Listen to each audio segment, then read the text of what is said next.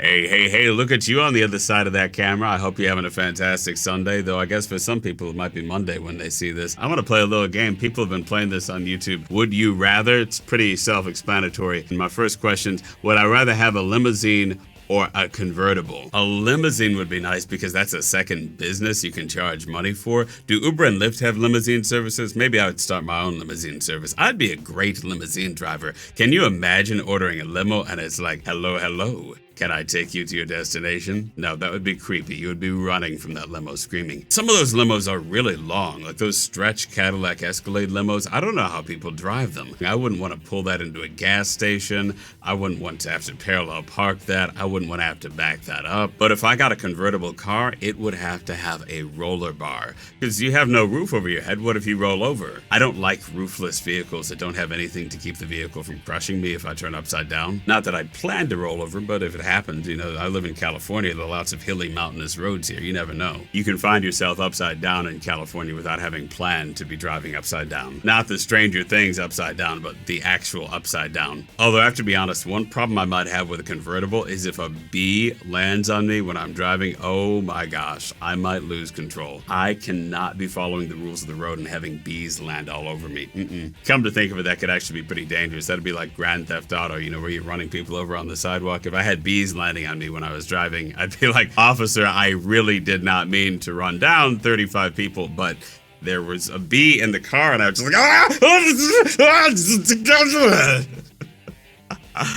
So maybe I should not be trusted with a limousine or a convertible. Would I rather? I better not. That's the answer to it. Would I rather win a one-day shopping spree to any store or a 2-week vacation to any destination? Obviously, I would take the one-day shopping spree to any store because I would just go to a store that has lots of resellable hard goods like Cartier or another jewelry store. I would acquire as much as the shopping spree allowed me to acquire. I'd put it in the safe, I'd sell it, then I'd invest it or perhaps go on as many 2-week vacations as I wanted to. Maybe if I took a 2-week vacation to a destination so valuable that it could be a successful business for the rest of my life. Like, what if I took a 2-week vacation to see the ship and home planet of actual real aliens, and I was able to Instagram and post on Twitter and post on YouTube about the entire experience? I would legitimately get worldwide attention for that. Then when I came back after those 2 weeks, I'd be able to schedule speaking gigs for the rest of my life. I'd have a book deal.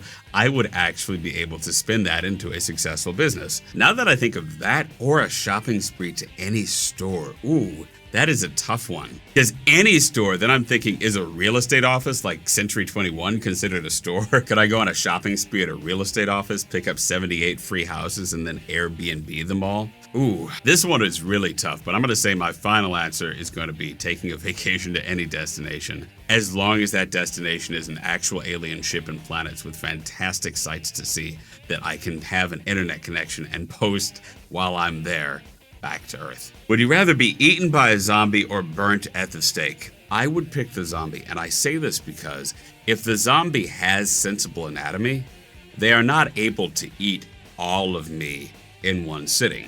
I'm around 150 pounds. I'm going to say a zombie who is my size could really only eat about 5 or 6 pounds of me per meal if they were really hungry and really gorging themselves. I can barely imagine eating 5 or 6 pounds of food, but that would probably be my max. So the zombie might need multiple sittings. They might need to take several hours or even multiple days to eat all of me. In that time, I would have more time, if I didn't die of sudden shock or gangrene, to plan my escape and plan my exit from the situation. Whereas being burnt on a stake, especially if they're using an accelerant, that happens very, very quickly. There isn't a lot of time to debate that situation or think of ways to get out of it. Fire, if it's given ample oxygen, doesn't have a significant limit in how fast it could consume me, whereas I think a zombie actually would have limitations. Would I rather be better looking in person or better looking in photos? Is this actually different for people? I feel like I'm very different in photos than I am in person, because in person people hear my voice and they see my entire presentation, which is a different experience than you might expect from just looking at a photograph of me. But I feel like anybody can be beautiful in a photo. It's oftentimes a matter of lighting or who's taking the photograph. I was at a party once and this photographer came and he was taking a photograph of everybody with his $40,000 camera just for fun.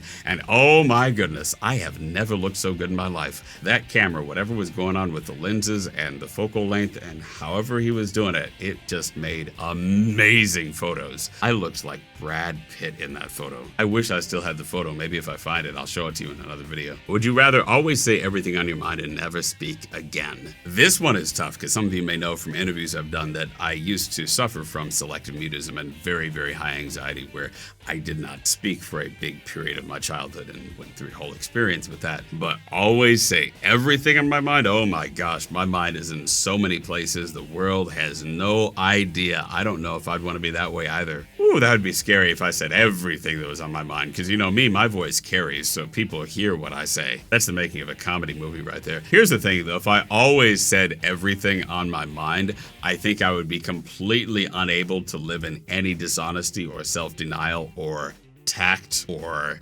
civility. So in that regard, maybe I'd be in total peace with myself, but gosh, everybody would hate me, nobody would pay me to do anything, and I would be homeless and an outcast and maybe committed to an institution if I really said everything that was on my mind all the time. But versus never speaking again, ooh, I might just have to risk it. As much as I'm the last person who should be saying everything that's on my mind, because when I hesitate in conversation, usually the hesitation is my mind is saying 45 different things and I'm trying to pick which of those 45 I actually want to share. I'd have to pick always saying everything in my mind, but boy, that could lead to some risky outcomes as well. So neither of them are really a good outcome. Would I rather always take a cold shower or always sleep an hour less than I need to be fully rested? Believe it or not, I went through a cold shower phase where I got into taking cold showers as an exercise of mental health and mental discipline. There's a lot of literature you can read on people who say they have benefited from taking cold showers. The basic through line is that if you achieve the self-discipline to take cold showers, then that positively affects all other things that you attempt in your life. And of course, when you take a cold shower, the worst part is the very beginning, those first 5 or 10 seconds of shock where you're just absolutely electrified by the fact that you're in a definitely cold shower and you're not escaping. But believe it or not, you get used to going through that initial 10 seconds every morning and it becomes routine. I don't know why I stopped the cold shower thing. I guess I sort of wimped out and decided to go back to long, hot, pleasurable, relaxing showers. I could probably use a little bit more self-discipline. Self-discipline,